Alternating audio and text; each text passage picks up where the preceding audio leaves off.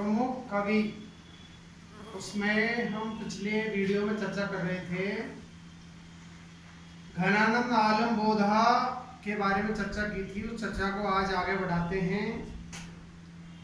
ये video BA part second year की छात्राओं के लिए लाभदायक है। रीतिमुक्त धारा का चौथा जो कवि है वो है ठाकुर।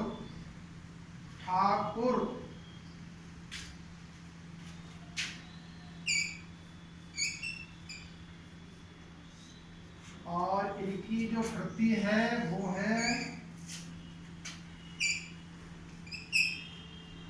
ठाकुर ठसक।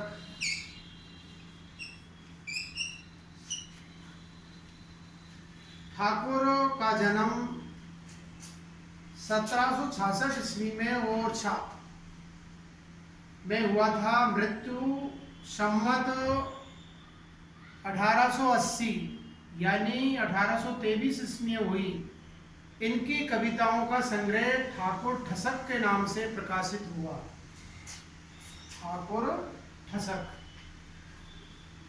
हिंदी साहित्य में इनका नाम आदर के साथ लिया जाता है। आचार्य रामचंद्र शुक्ल ने इनकी प्रशंसा करते हुए लिखा है, ठाकुर सच्चे उदार भावुक गंभीर हृदय के पार की कवि थे। इसी से इनकी कविताएं विशेषतः सवैया इतने लोकप्रिय हुए। ठाकुर का कहना था कि कविता की बात बहुत बड़ी होती है, कविता करना बहुत मुश्किल का काम होता है। लोग सभी के बीच कविता को ऐसा गिराते हैं मानो कविता करना खेल समझ रखा है। ठाकुर ने लिखा भी है, ढेल सो बनाए आए मेलत सभा के बीच, लोगन कविता की नो खेल कर जाने हैं। लोगों ने कविता को खेल मान रखा है, ऐसा ठाकुर कवि मानते हैं। ठाकुर ने अपनी भाषा को बुंदेलखंडी मुहावरों की सहायता से चुटीला बना दिया है। इसी से बहती नदी नाव पखार लेरी जैसी कविताओं में भाव सौंदर्य के साथ साथ भाषा भी प्रांजल होती गई। श्रृंगार भावों की अभिव्यक्ति इन्होंने स्वच्छंद रूप से की है। ये संक्षिप्त परिचय है ठाकुर का। अगला जो कवि है वो है द्विजदेव। द्विजदेव का वास्तविक नाम मानसिंह था। इनका समय 1820 से 1861 ईस्वी माना जाता है। इनके ग्रंथ श्रृंगार बत्तीसी और श्रृंगार लतिका सौरभ है। श्रृंगार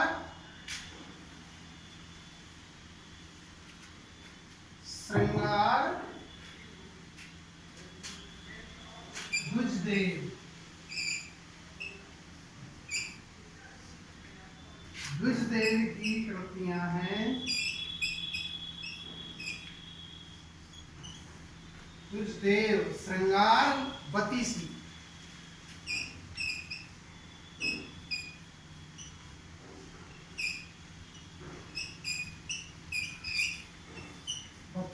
और श्रृंगार लतिका सौरभ।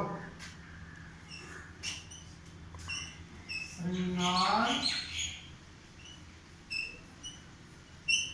लतिका सौरभ,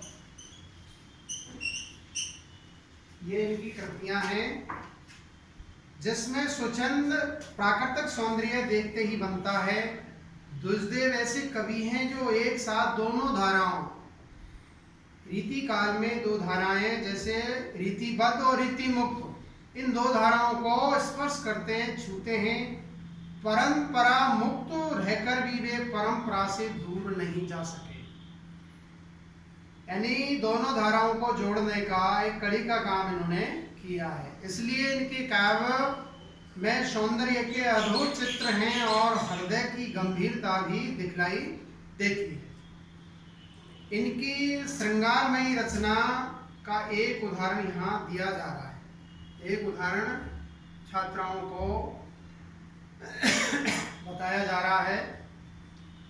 आज सुबायन ही गई बाग, बिलोक प्रसून की पाती रही पग, ताही समय आए गोपाल तने लखी, और गयो हियरो ठग, पेद जो देव न जान पर्यो धो, कहाँ तेई काल परे असवा जगी।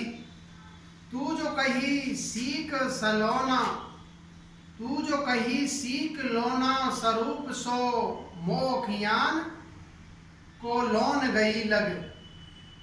तो ये रीतिमुक्त काव्यधारा के प्रमुख कवि है धनानंद आलम बोधा ठाकुर और ध्वजदेव।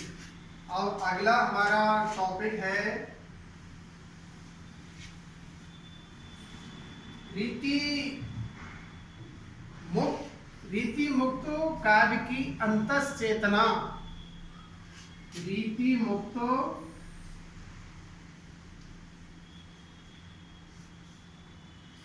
काव्य की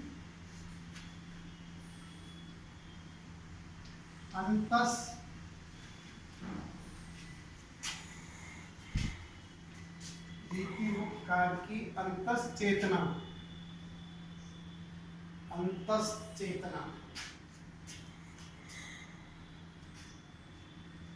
और अंतश्चेतना होती है यानी रीति मुक्त काव्य के जो कवि हैं उन्होंने किस पर फोकस किया है, किस पर ज़्यादा जोर दिया है। यहाँ पर हम छात्राओं को बीए पाठ द्वितीय वर्ष की छात्राओं को रीतिकालीन जो काव्य धाराएं थी, चाहे वो रीति मुक्त काव्य है, रीतिबद्ध काव्य है, रीति सिद्ध काव्य है, इन तीनों काव्य धाराओं में प्रेम को किस रूप में उन्होंने चित्रित किया है उसके बारे में अगले वीडियो में हम विस्तार से चर्चा करेंगे। आज इतना ही।